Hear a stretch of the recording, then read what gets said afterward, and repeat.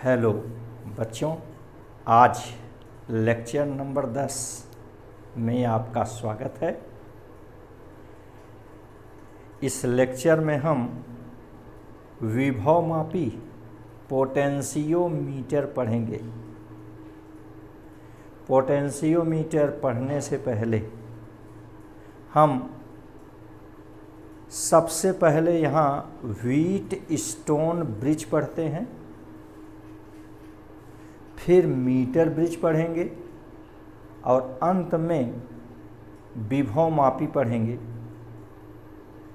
विभवमापी की सहायता से किसी सेल का विद्युत वाहक बल ज्ञात करेंगे, दो सेलों के विद्युत वाहक बलों की तुलना करेंगे और अंत में सेल का आंतरिक प्रतिरोध निकालेंगे। तो आइए सर्वप्रथम हम यहाँ व्हीटस्टोन ब्रिज पढ़ते हैं। व्हीटस्टोन ब्रिज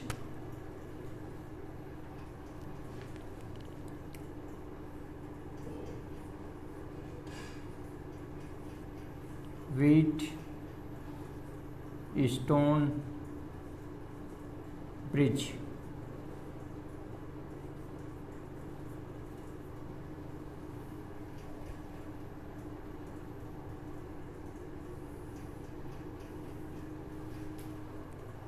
इंग्लैंड के वैज्ञानिक व्हीटस्टोन ने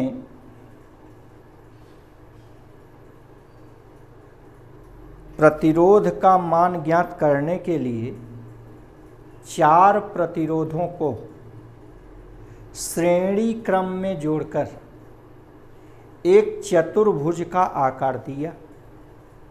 आइए इसे हम चित्र के माध्यम से देखते हैं।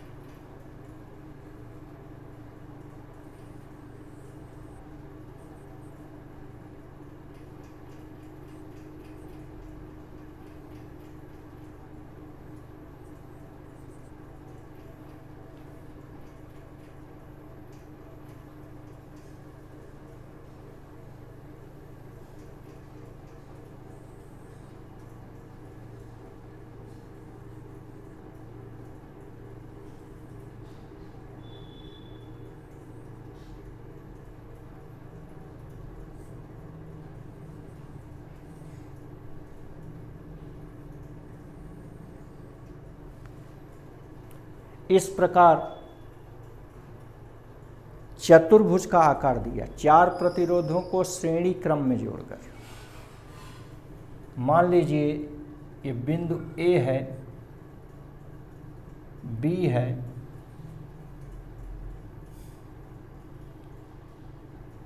C है और ये D है।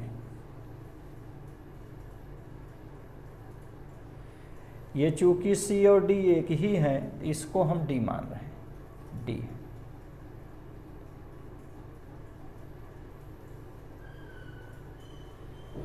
इसको आप AB कह सकते हैं, ये भी A है। आप ध्यान दीजिए, चूंकि यह है एक संयोजक तार कनेक्टिंग वायर से जुड़ा है, इसका प्रतिरोध नहीं होता है, शून्य माना जाता है। तो आप इसको ए कह सकते हैं, इसको भी ए कह सकते हैं। ठीक इसी प्रकार इसको आप सी कह सकते हैं, इसको भी सी कह सकते हैं। ये कनेक्टिंग वायर से जुड़े हैं, इनका प्रतिरोध निग्लेक्ट होता है, निग्लेजेबल होता है, शून्य होता है। ठीक, तो आइए अब बिंदुओं ए और बी के बीच विभवांतर निकालें। मान लीजिए ए बी के बीच P ओम का प्रतिरोध जुड़ा है, इसी प्रकार BC के बीच Q ओम का प्रतिरोध है और इस AD के बीच R ओम का प्रतिरोध है और यह CD के बीच यह अज्ञात प्रतिरोध S ओम है। इसी का मान हमको ज्ञात करना है। ठीक, तो आइए इसके लिए हम सर्वप्रथम P के सिरों के बीच विभवांतर अर्थात AB के बीच विभवांतर निकालें।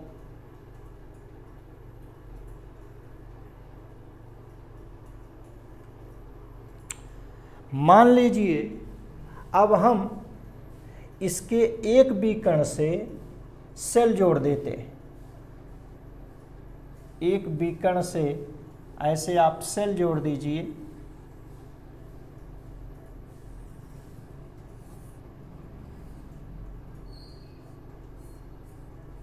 एक बीकर्ण से हमने सेल जोड़ दिया। ये लॉन्ग प्लेट पॉजिटिव इलेक्ट्रोड और ये short plate negative electrode denote करता है। तो इस ढंग से आपने इसे जोड़ दिया। एक बीकर्ण के बीच सेल जोड़ दिए और ये देखिए दूसरे बीकर्ण के बीच गैल्वानोमीटर जोड़ दिए। आप इसी परिपथ को ऐसे भी बना सकते थे, ध्यान दीजिए, ऐसे ये A है, B है, C है, D है, आप ऐसे भी बना सकते थे। देखिए ये बन जाएगा।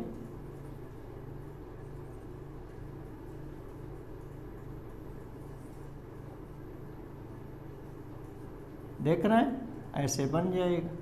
अब इनके बीच सेल लगा दीजिए।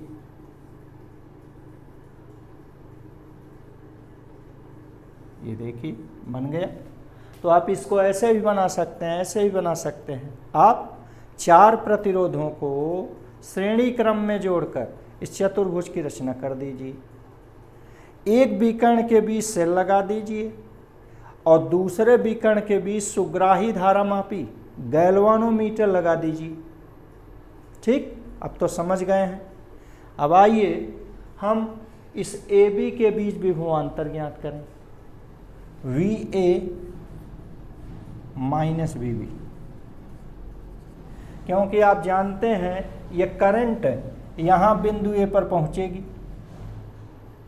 अब बिंदु A पर करंट के दो पथ हैं, दो रास्ता हैं, तो यह करंट दो भागों में टूट जाएगी। मान लीजिए कि इसमें करंट I1 बह रही है और इसमें करंट I2 बह रही है। ऐसे ये दो भागों में टूट जाएगी। ठीक, तो चूंकि करंट A से B की ओर जा रही है, इसका मतलब A उच्च विभव पर है B की अपेक्षा, तो विभवांतर हम ज़्यादा में से कम को घटा देंगे। A का विभवांतर मान लीजिए VA, बिंदु B का विभवांतर मान लीजिए VB, तो विभव VB, तो इनका विभवांतर VA माइनस VB। A का विभव VA, बिंदु B का विभव VB, तो विभवांतर VA माइनस VB। क्यों? हम ज़्यादा में से कम को घटा देंगे। चूँकि करंट A से B की ओर बह रही, इसलिए A का विभव ज़्यादा है, तो VA माइनस VB इक्वल ओम के नियम से IR, इसमें I बह रही है I1 और गुणे प्रतिरोध इसका है P। इसको हम समीकरण 1 कहते हैं।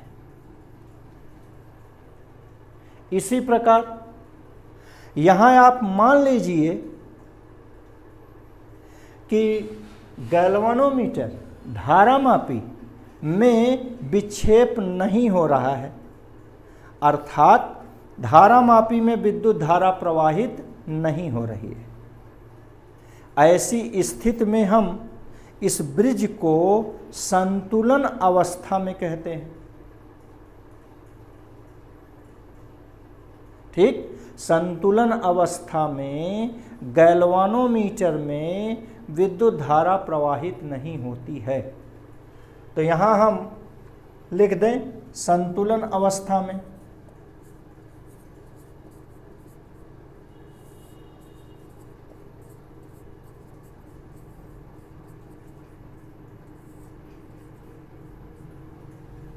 अगर हम इसमें बहने वाली धारा को IG कह दें तो IG इक्वल 0। गैल्वानोमीटर में बहने वाली धारा हम कंसीडर कर रहे हैं IG, तो IG इक्वल 0। इसका अर्थ ये हुआ कि यह Q ओम प्रतिरोध में बहने वाली धारा भी I1 होगी, क्योंकि यह I1 B तक पहुंची, गैल्वानोमीटर में गई नहीं, तो यह आगे प्रतिरोध Q में चली जाएगी। तो इसका मतलब इसमें भी बहने वाली धारा है I1। ठीक, फिर से समझ लें। P प्रतिरोध में बहने वाली धारा I1 यहाँ बिंदु B पर पहुंची।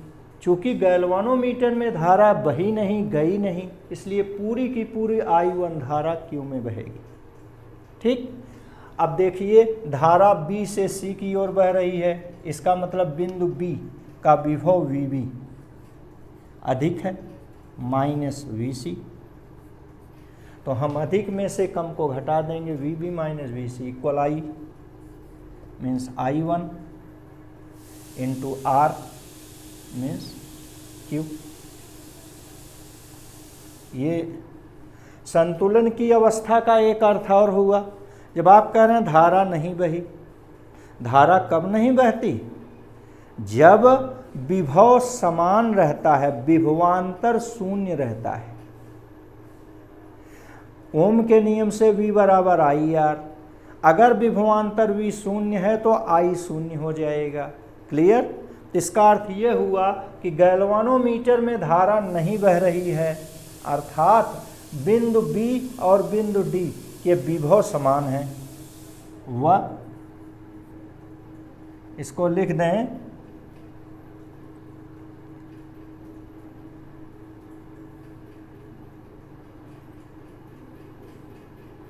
VB इक्वल VD, इसको समीकरण 2 कह रहे हैं।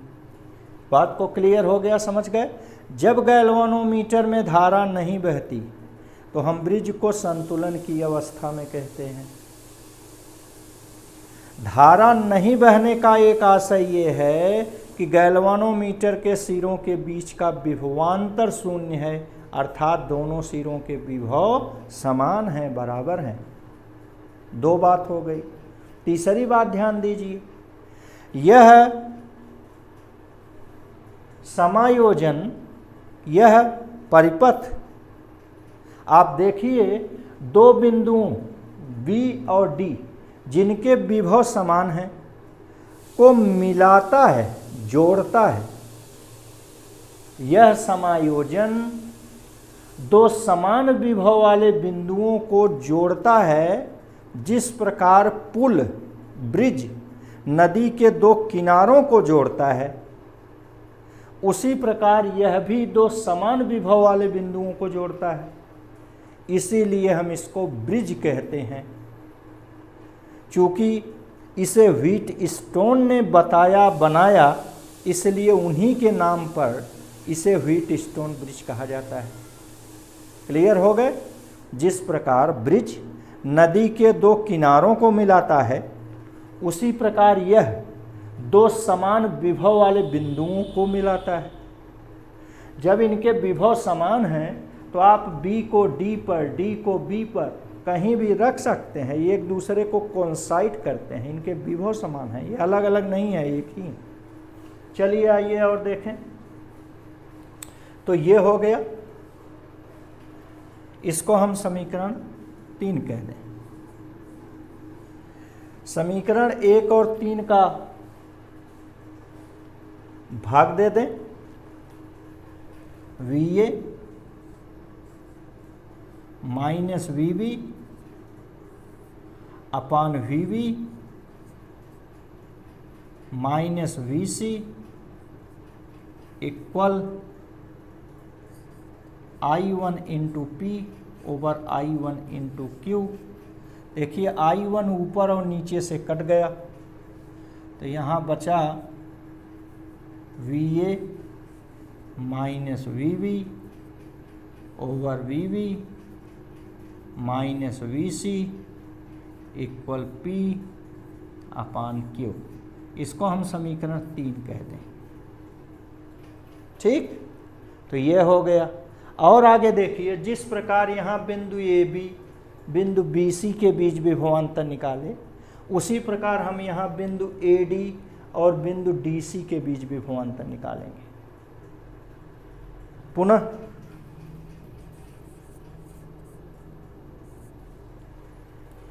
VA माइनस VD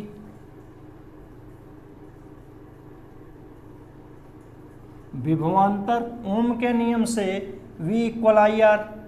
यहाँ I देखिए करंट I2 अगुणे R। ये हो गया समीकरण 4।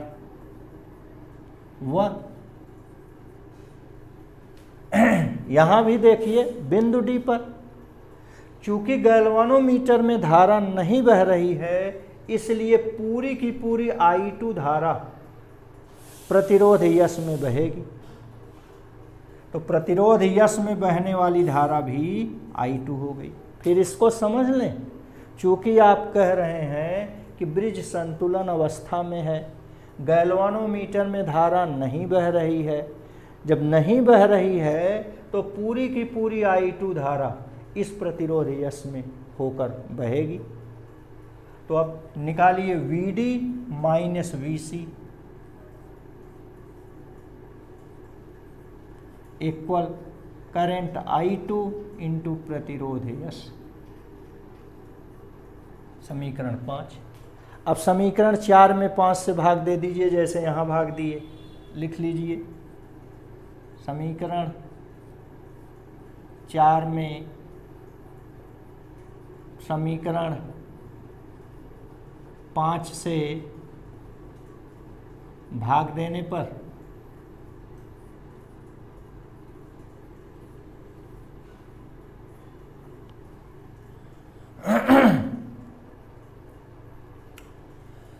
तो मिलेगा VA minus VD over VD minus VC equal I2 into R over I2 into S। I2 cancelled out from numerator and denominator. We have VA minus VD over VD minus VC equal R over S।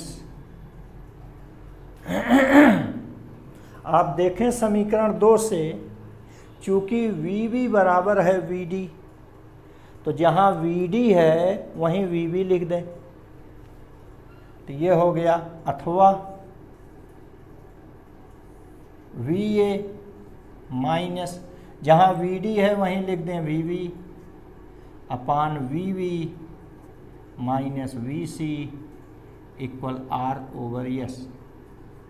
ये equation 6 हो गया। यहाँ लिखिए, चूंकि समीकरण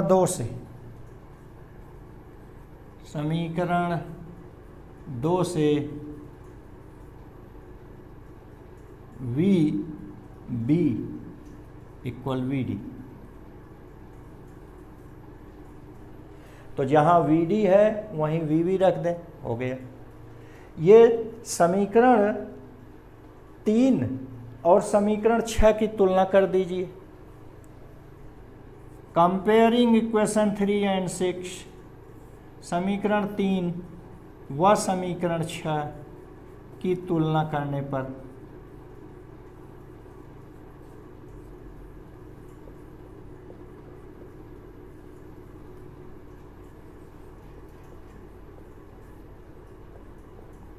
तुलना कर दी जाए। आप देखिए दोनों के बाएं पक्ष बराबर हैं।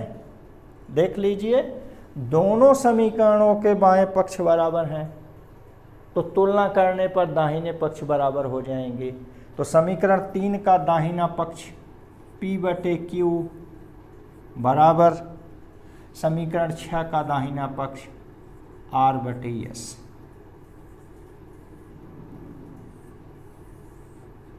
इसको हम समीकरण 60 कह रहे हैं। यही व्हीटस्टोन ब्रिज के संतुलन की अवस्था है। यही संतुलन की अवस्था है।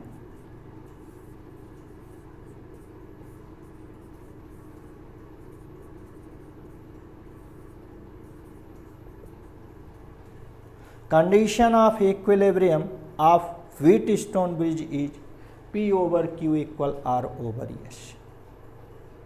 यहां से हम यस का मान निकाल रहे हैं। देखिए S इक्वल R तो अपनी जगह पर है, यस नीचे था, यहां ऊपर लाए तो यस हो गया।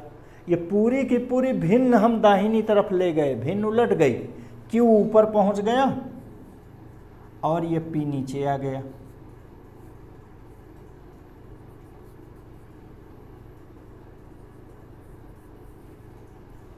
ठीक, ये समीकरण 8 हो गया। आप फिर से देख लें, यस यहाँ नीचे था, ऊपर आ गया, आर अपनी जगह पर है, ये P/Q लेफ्ट से हम इसको राइट ट्रांसपोज किए तो ये उलट गया, Q ऊपर पहुंच गया, P नीचे आ गया। क्लियर है? अब आप ध्यान दें, इस P/Q को हम अनुपाती भुजा कहते हैं। P/Q, इनको हम अनुपाती भुजा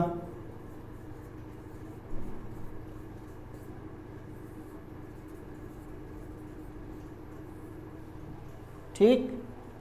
R को ज्ञात भुजा, ज्ञात प्रतिरोध,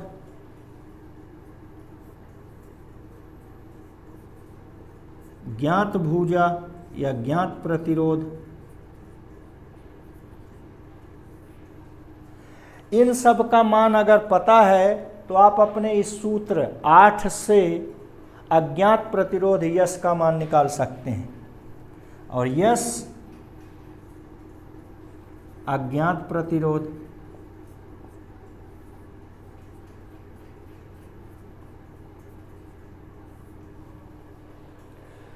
तो PQ को अनुपाती भुजा कहते हैं, R को हम ज्ञात भुजा या ज्ञात प्रतिरोध कहते हैं, और यस को अज्ञात प्रतिरोध कहते हैं। इस सूत्र से हम यस का मान निकाल सकते हैं। और बात समझिए, संतुलन की अवस्था में यदि धारामापी और सेल को आपस में बदल दिया जाए तो संतुलन स्थिति पर कोई प्रभाव नहीं पड़ता है। इसको भी आप नोट कर लें।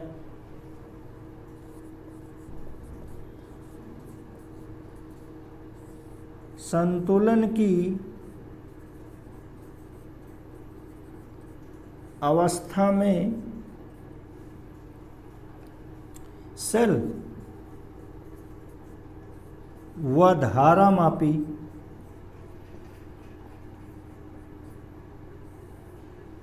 को आपस में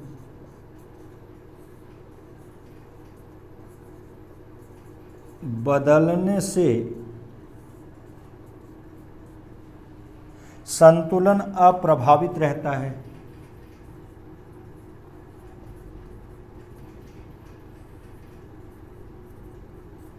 नहीं बदलता है।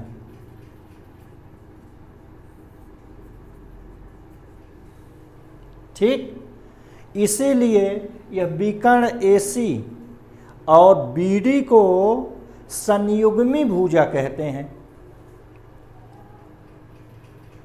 विकर्ण यहां लिख दे रहे हैं, जगह नहीं है। विकर्ण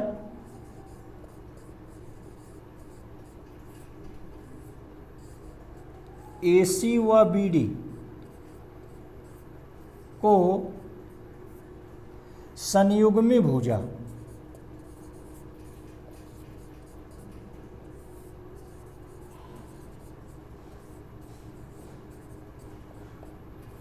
कहते हैं। तो इस प्रकार हम लोगों ने व्हीटस्टोन ब्रिज से संबंधित सभी बातें पढ़ी समझी। अब आइए मीटर ब्रिज पढ़ते हैं। मीटर ब्रिज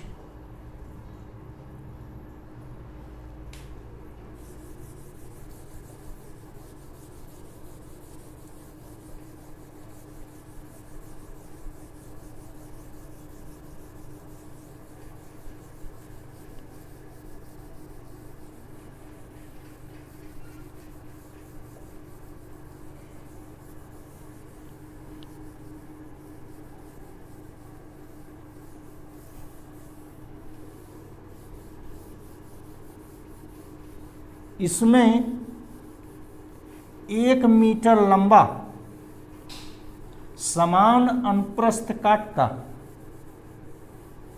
मैग्नीन अथवा कांस्टेंटन का तार होता है। यहाँ मैग्नीन अथवा कांस्टेंटन का तार लेने का मुख्य कारण है कि इसका विशिष्ट प्रतिरोध उच्च व प्रतिरोध ताप गुणांक न्यूनतम होता है, लगभग शून्य होता है। 1 मीटर लंबा तार लेने के कारण इसका नाम मीटर ब्रिज रखा गया। यह मीटर ब्रिज व्हीटस्टोन ब्रिज के सिद्धांत पर कार्य करता है।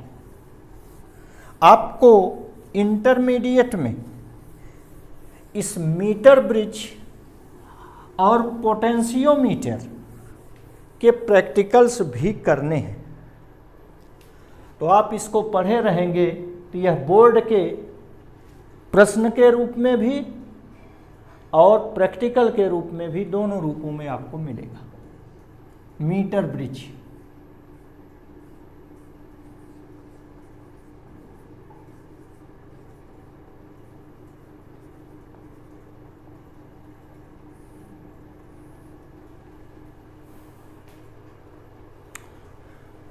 आइए इसका हम समायोजन देखते हैं। अभी अभी बताया गया 1 मीटर लंबा तार AC है, मैग्नीन अथवा कांस्टेंटन का अभी हमने चर्चा किया। इस तार का अनुप्रस्थ काट हर जगह समान होता है।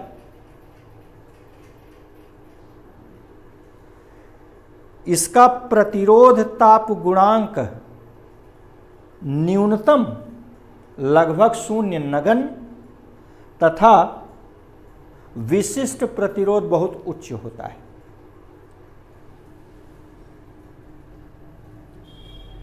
इस A सिरे पर यल आकार की तांबे की पत्ती, इसी प्रकार C सिरे पर भी यल आकार के तांबे की पत्ती होती है। तो यह सिरा चूंकि तांबे की पत्ती से जुड़ा हुआ है, जिसको हम नगण्य प्रतिरोध की कह रहे हैं, प्रतिरोध इसका शून्य मान रहे हैं, इसलिए यह भी A सिरा है, यह भी A सिरा है, यह भी A सिरा है। A है, A है। इसी प्रकार यह C है, C है, C है। अब इसके बीच थोड़ा रिक्त स्थान छोड़कर एक तीसरी तांबे की पत्ती लेते हैं, जिसको हम D कहते हैं। दोनों ओर थोड़ा रिक्त स्थान छोड़ देते हैं, इसको हम D बिंदु कहते हैं।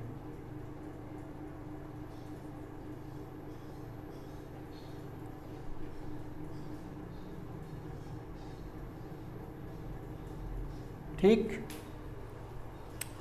अब इस बिंदु D को सुग्राही धारामापी व विसर्पी कुंजी, जिसको हम जॉकी कहते हैं, से जोड़ देते हैं।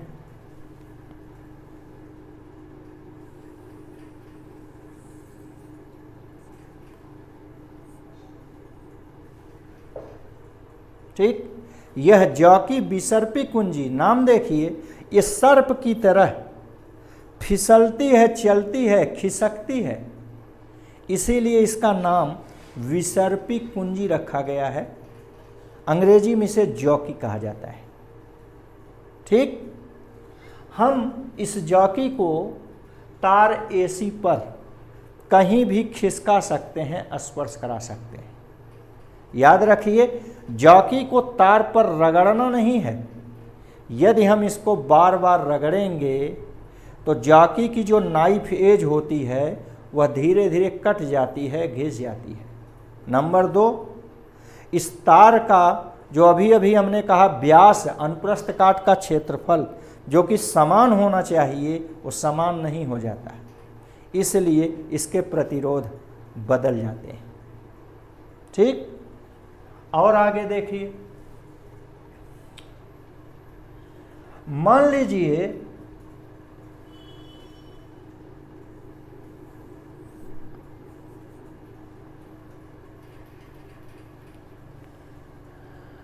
अब इसके एक बीकर्ण पर, एसी पर, याद कीजिए,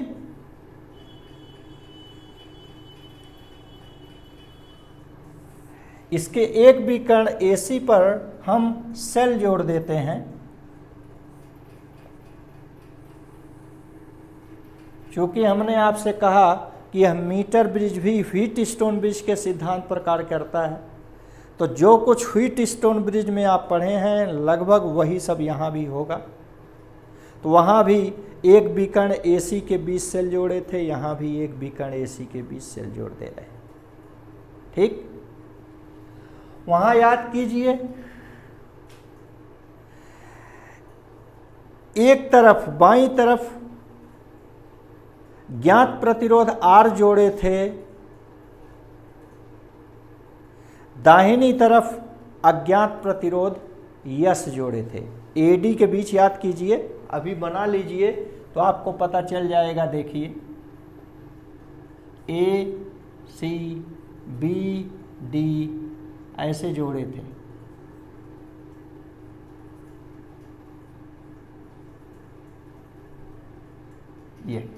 ये आप याद कीजिए, P था, Q था, ये R है, ये S है, एक के बीच ये गैल्वानोमीटर G। यही देखिए, AC के बीच हम लोग सेल जोड़े थे, तो AC के बीच सेल जुड़ गई। फिर देखिए, AD के बीच ज्ञात प्रतिरोध R है, तो वही हम यहाँ रिक्त स्थान AD के बीच एक प्रतिरोध बॉक्स जोड़ देते हैं, रेजिस्टेंस बॉक्स।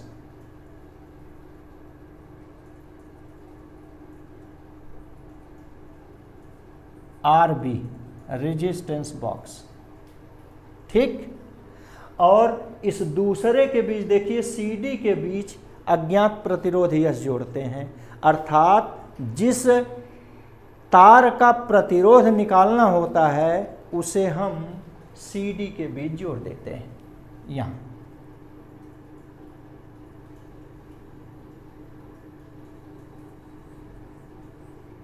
ठीक, इसका प्रतिरोध ही S है। क्लियर? अब आप देखिए, प्रतिरोध बॉक्स से 1 ओम, 2 ओम, 3 ओम हम अपनी इच्छा के अनुसार निकाल लेते हैं, तो R का मान वही 1 ओम, 2 ओम, 3 ओम हो जाता है। ये बारी बारी से एक एक करके हम करते हैं। पहले 1 ओम निकालते हैं, फिर प्रैक्टिकल करने के बाद 2 ओम, फिर 3 ओम, ऐसे ही 3 रीडिंग ले लेते हैं। तो मान लीजिए आपने R की प्रतिरोध बॉक्स से 1 ओम प्रतिरोध निकाल लिया, तो R बराबर 1 ओम हो गया। ठीक, अब सर्वप्रथम हम इस सेल कुंजी को लगाकर परिपथ में विद्युत धारा प्रवाहित करते हैं। इसके बाद हम 1 ओम प्रतिरोध निकालते हैं। 1 ओम प्रतिरोध निकालने पर अब इसके बाद इस जॉकी को तार AC पर खिसकाते हुए स्पर्श कराते हैं। हमें एक बिंदु B इस प्रकार मिलता है कि गैल्वानोमीटर में विक्षेप नहीं होता है।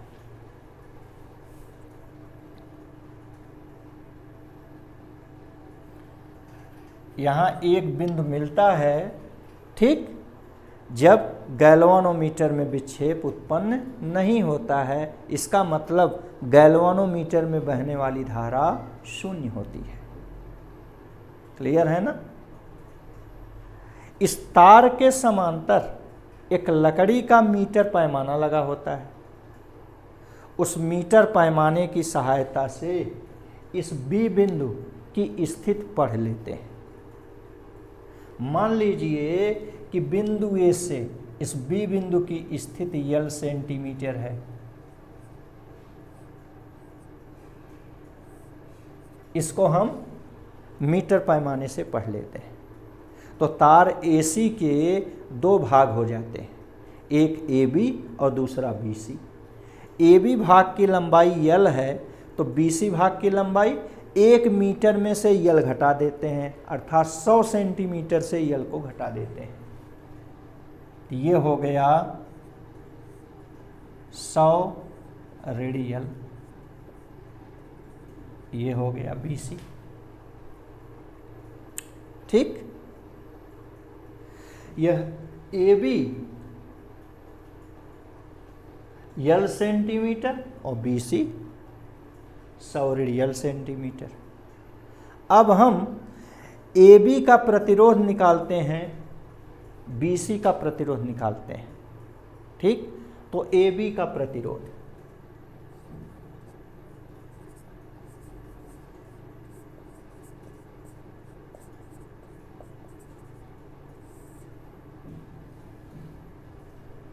इसको हम P मान ले रहे हैं। आप देखिए AB के बीच P लगाए थे, इक्वल रो L अपान E। ये सूत्र हम पढ़े हैं, प्रतिरोध R बराबर रो L अपान E, जहाँ A अनुप्रस्थ काट का क्षेत्रफल और रो विशिष्ट प्रतिरोध है किसका? तार के पदार्थ का, मैग्नीन अथवा कांस्टेंटन का विशिष्ट प्रतिरोध है। ठीक, ये हो गया। इसी प्रकार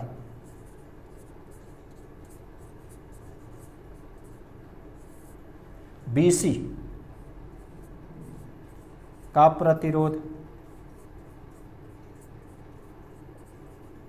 देखिए BC के बीच हम लोग Q जोड़े थे, तो ये Q ओम हो गया। Q इक्वल रो L अपान E। यहाँ L का मान 100 रेडियल, L की जगह 100 रेडियल, यहाँ ब्रैकेट में लिख दे रहे हैं, एक से ज़्यादा पद है, 100 रेडियल अपान E। इसको समीकरण 2 मान रहे हैं। अब समीकरण 1 में समीकरण 2 से भाग दे दीजिए। समीकरण 1 में समीकरण 2 से भाग देने पर 1 का बायां पक्ष है P, 2 का बायां पक्ष है Q, भाग दे दिए, आ गया P बटे Q। P का मान है रो L अपान A, Q का मान है रो 100 रेडियल अपान A। आप देखिए रो अपान A से अंश और हर में कट गया, तो ये बच गया P अपान Q इक्वल, ऊपर बच गया L और नीचे बच गया 100 रेडियल।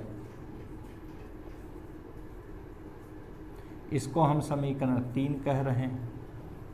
ठीक, ये समीकरण 3 हो गया। आप पहले ही बता चुके हैं कि यह मीटर ब्रिज व्हीटस्टोन ब्रिज के सिद्धांत पर आधारित है, व्हीटस्टोन ब्रिज के सिद्धांत पर कार्य करता है। इसलिए व्हीटस्टोन ब्रिज का सिद्धांत क्या है? संतुलन की अवस्था में P बटे Q बराबर R बटे S। व्हीटस्टोन ब्रिज के सिद्धांत से संतुलन की अवस्था में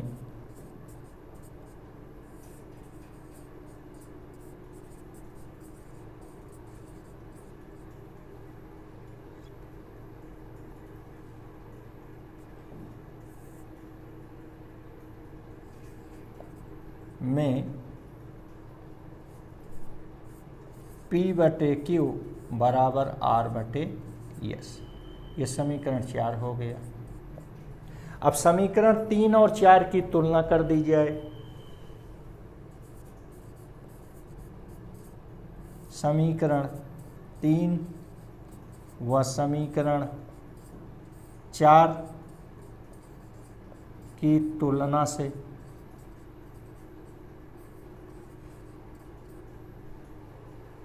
ठीक, तुलना करेंगे। देखिए दोनों समीकरणों के बाएं पक्ष बराबर हैं तो दाहिने पक्ष बराबर हो जाएंगे। तो यहां से हमको मिलेगा दाहिना पक्ष R/S बराबर, यहाँ मिलेगा L/100 माइनस L। एक से ज़्यादा पद है ब्रैकेट, ये मिल गया। यहाँ से हम अज्ञात प्रतिरोध यस का मान निकालेंगे। यस नीचे है, यहाँ देखिए पहुँच गया तो ऊपर चला गया, अथवा ठीक। आर देखिए अपनी जगह पर है, आर को अपनी जगह पर रखिए। अब देखिए ये जो भिन्न है दाहिनी तरफ, इसको हम बाईं ओर ट्रांसपोज किए तो ये भिन्न उलट जाएगी। ये जो नीचे है ऊपर चला गया 100 रेडियल, एक से ज़्यादा है तो ब्रैकेट, और जो ये यल ऊपर था वो नीचे आ गया।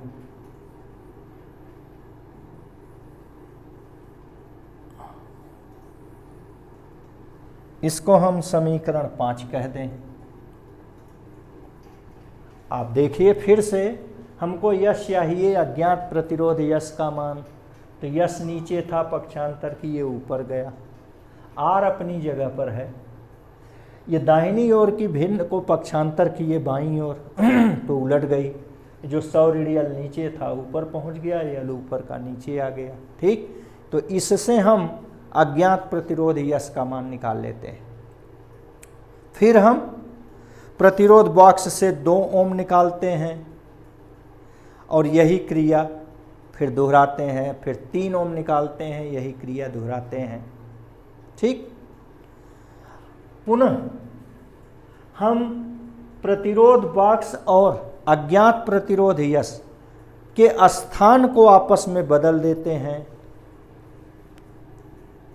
प्रतिरोध बॉक्स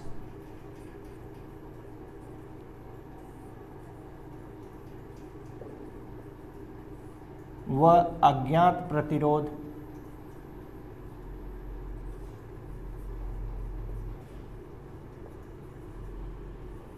यस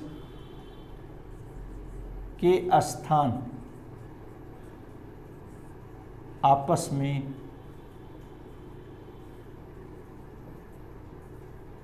बदलकर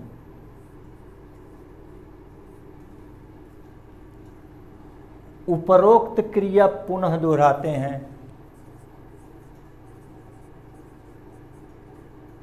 उपरयुक्त क्रिया को पुनः करते हैं। ठीक, इन दोनों क्रियाओं से उत्पन्न अज्ञात प्रतिरोध यश का माध्य लेते हैं तो हमें अज्ञात प्रतिरोध का मान ज्ञात हो जाता है। ठीक, इन दोनों क्रियाओं से प्राप्त यश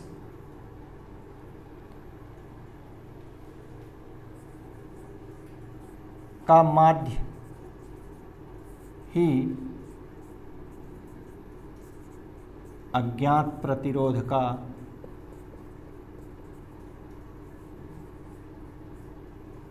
मान होता है।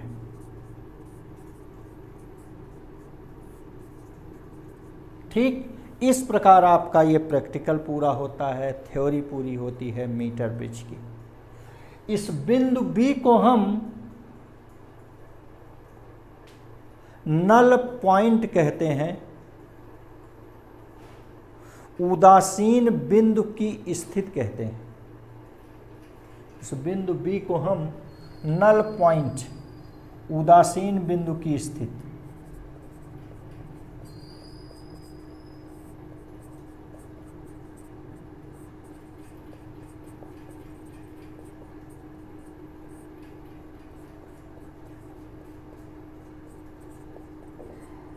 नल पॉइंट कहते हैं। चलिए ये भी हो गया। अब